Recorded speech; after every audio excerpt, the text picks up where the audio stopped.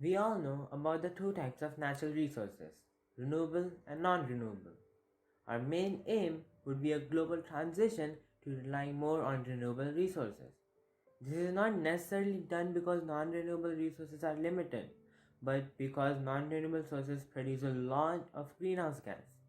To give you an example of how machine learning could help in this, let's talk about photovoltaic output prediction.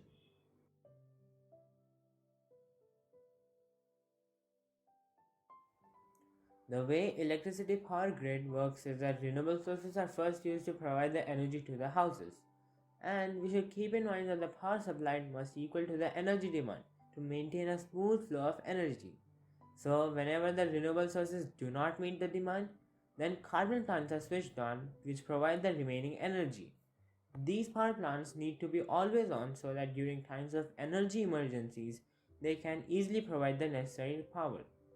These plants are called spinning reserves, and even when they are not providing all the energy, they must be in working conditions and they still release greenhouse gases. Also, if we look at the graph of power output of a solar cell, we can see expected dips in power every day like these, but we also see unexpected drop in power spanning a couple of days.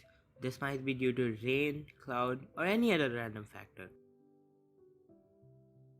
Finally, our problem lies in predicting the power output of a solar cell so that we could plan the distribution of energy beforehand or even store the energy, thus making solar power more reliable and helping with the transition.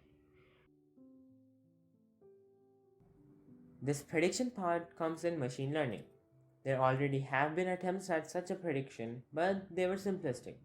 They worked on the principle of persistence, which basically means that the change in environment is zero and the situation will persist over time, and the power output we saw from the graph will continue to be similar.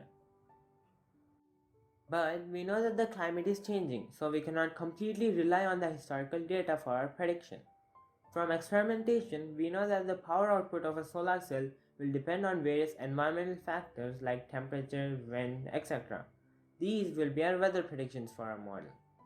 Next, obviously the power output will depend on the solar irradiance. Solar irradiance is basically how much radiation a particular region receives by the sun.